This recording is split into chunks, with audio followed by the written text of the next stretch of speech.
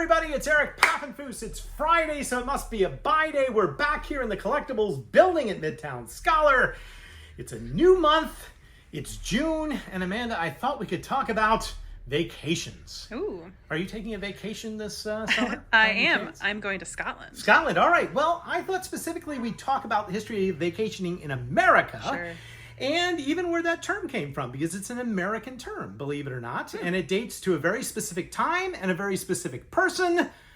And that is the book that we will start with today. We're going to start with the story of a Boston preacher by the name of William Henry Harrison Murray, who really loved the Adirondacks. He just loved the Adirondacks. Have you been to the Adirondacks? No, I haven't. Okay, well, upstate New York, wonderful place to go and visit.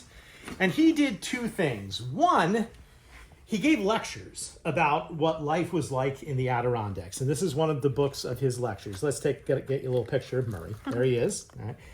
And he wrote stories, sort of romantic adventure stories of people like John Norton, the trapper, who was from the Adirondacks. And these were incredibly popular at the time.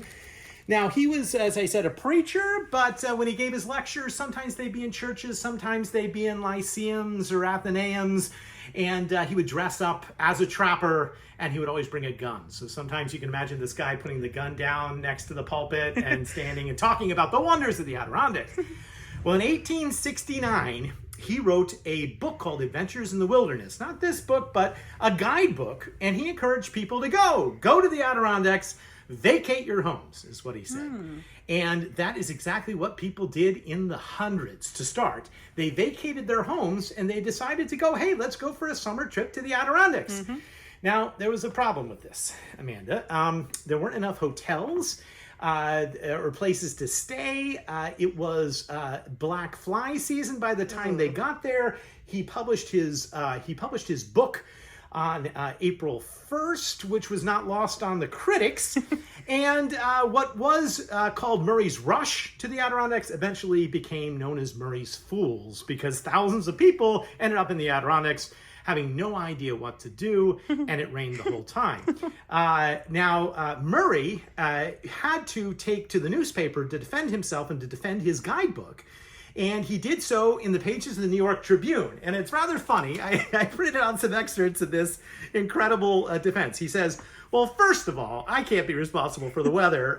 Just because the rain was tenfold thicker than was ever known in the history of the Adirondacks, it's not his fault.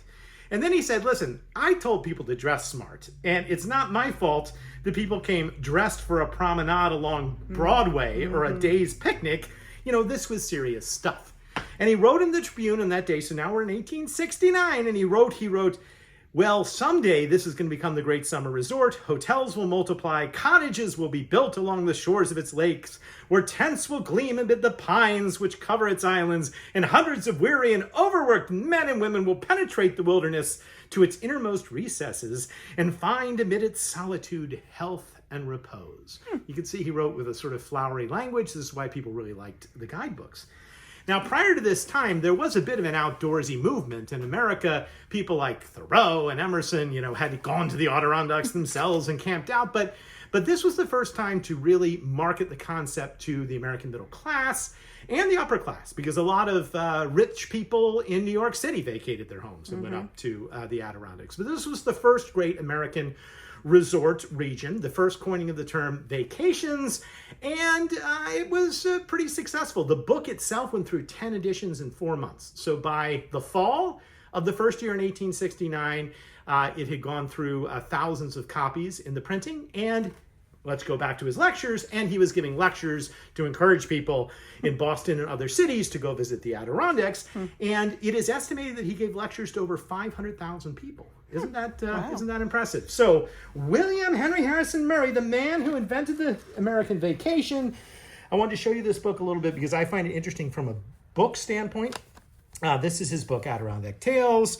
If you note, he self-published it, and he self-published it in something which he called the Murray Lyceum Bureau, which was basically his home in Burlington, Vermont. I thought that was funny. Yep. And he was a great self-promoter. So the stories in this book, if you look here, here's a handbill that he would, post around encouraging people to come to his lectures. So look, he called himself Adirondack Murray. And you can go and you can read about dear old trapper John Norton and how he kept his Christmas. He is a professional elocutionist, and everyone is going to love this, and they're going to come. And by the way, he's given this reading 535 times by 1897, and tickets are only, look at this, tickets are only 50 and 35 cents. Wow.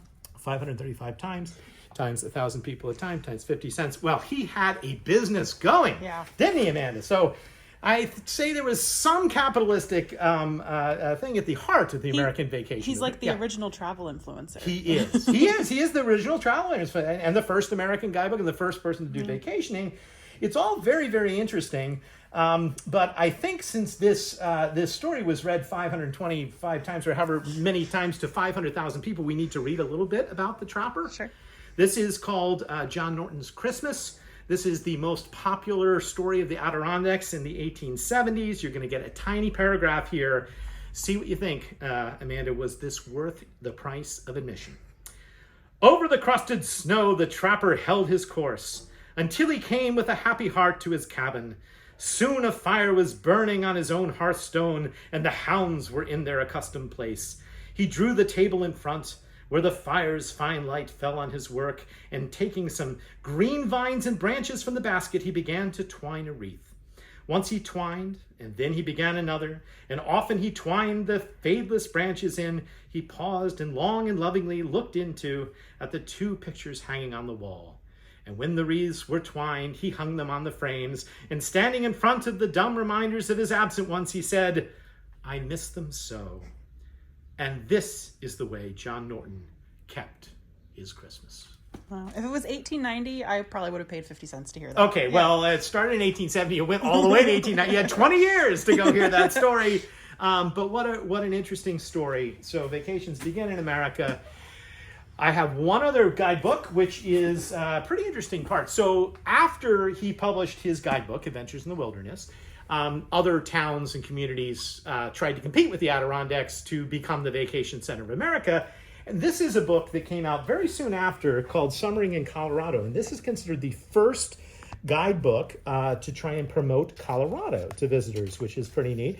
So it came out in 1874. So now we're within 5 years of Murray and the Adirondacks. So if you don't want to go to the Adirondacks, come out and summer in Colorado. By the way, the publishers, I like this. You can get copies of the guidebook, but you can also get stereo views, right? Stereoscopic views. We love those. You can get a great variety of choice books, and you can also get your state papers, your magazines, and your maps.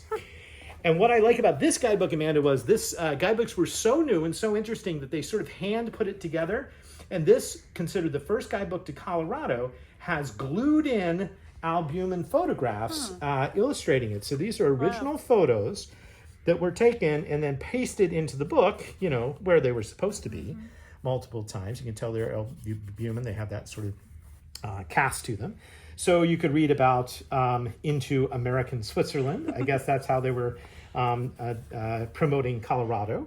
Here's Central City, which is a pretty interesting early photograph, very rare, of what the city looked like. And there was definitely some prospecting vibes here. They were trying to encourage people to come out and make their fortune as well as take their vacation.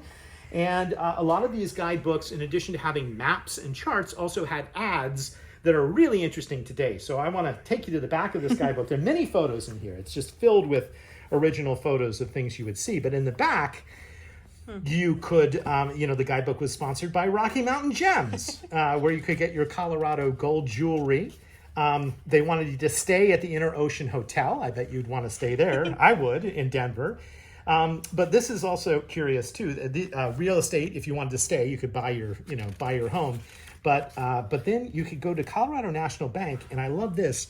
It says, that they basically receive deposits, and they will take gold dust. So if you've got your gold dust, you can deposit it at Colorado National Bank. So the first early American vacation tour guides, and we're going to end with a funny book.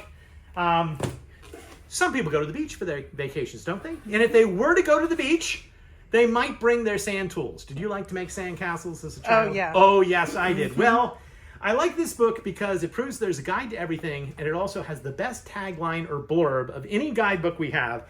It's the guide to sand pails and other toys. All other books pale by comparison. Oh, what a bad pun.